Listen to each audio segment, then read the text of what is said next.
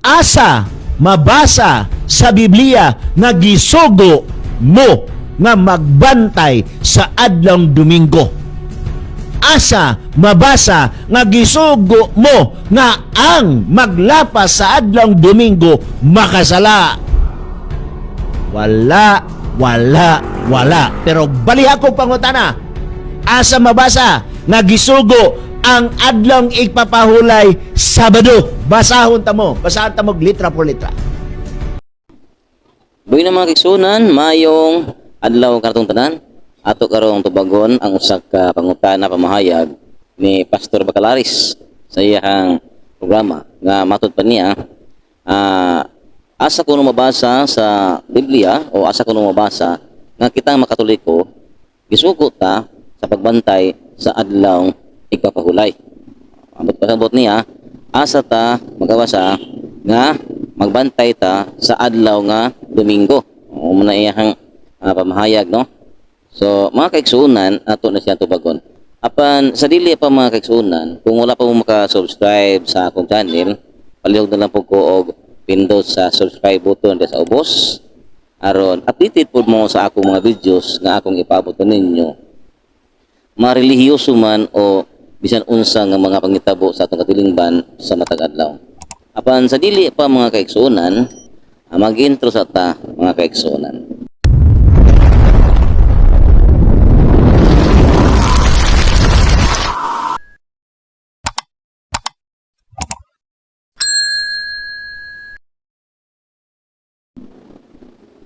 Mga kaigsunan, sa pangutana ni Pastor Bacalaris nga asa mabasa sa Biblia nga gisugo tang mga Katoliko nga magbantay sa adlawng Domingo.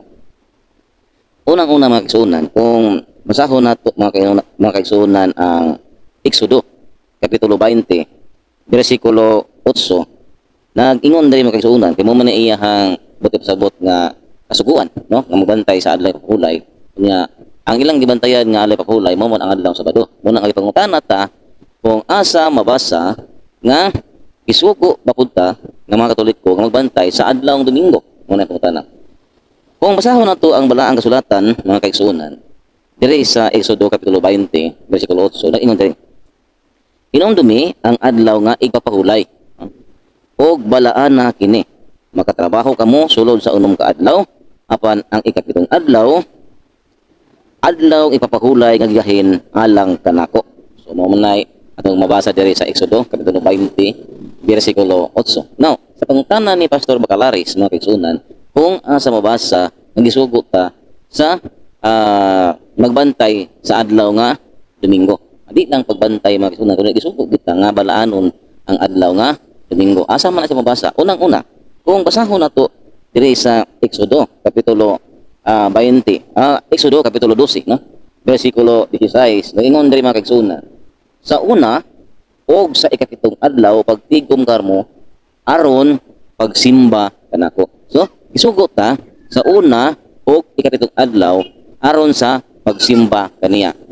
Ikaduhang punto mga kaigsunan nga nasulat sa balang sulatan diri sa Levitico kapitulo 23, bersikulo 7. Nag-ingon diri mga kaigsunan, himuan ninyo ang balaang panagtigom sa unang adlaw. Ayaw kamo pagtrabaho bisag unsa. Matag adlaw sulod sa pito ka adlaw, maghalad kamo og halad masunugon alang kaninyo. So ipabalaan di ay ang unang adlaw. Naisugo niya. Ang pangutana karon, kining unang adlaw nga gisgutan mga kaigsunan, Domingo ba ni siya, Sabado ba ni siya? Ang tubag mga kaigsunan, nga kining sugo nga ipabalaan ang una o pitong adlaw. Kung basahon nato ang Biblia nga kining Concordance Bible. Concordance Bible akong gamiton, no? Kining Concordance Bible. Nag-ingon din mga kaigsunan, in the end of the Sabbath, as it began dawn, at the end of the Sabbath, as it began to dawn toward the first day of the week. First day of the week ang gisgutan diri, no? Sa San Mateo kapitulo 28 bersikulo 1. Mary Magdalene and the other Mary to see the sepulchre. So ang iskutan din mga kaigsunan, in the end of the Sabbath, as it began to dawn towards the first day of the week. So pagkahuman kuno sa adlaw nga ipapahulay sa ato pa Sabado, as it began to dawn. So pagkakadlaw na sa nasunod nga mga adlaw toward the first day of the week. Sa ato pa unang adlaw sa semana. Now, kaning unang adlaw sa semana mga kaigsunan nga gisgutan nga unang adlaw. Maghisgutan dito sa Exodo kapitulo 12 bersikulo 16 o sa Levitico kapitulo 23 bersikulo 7. Unsa man ang adlaw nga gisgutan dag first day of the week. Kung basahon nato ang dictionary kining Webster's Dictionary mga kaigsunan dire sa pahina 286 nag-ingon dire Sunday. Sunday is the first day of the week, day of Christian worship. So Sunday di ay. So kana di ay gisugo sa Dios mga kaigsunan diya sa Exodo kapitulo 12 bersikulo 16 na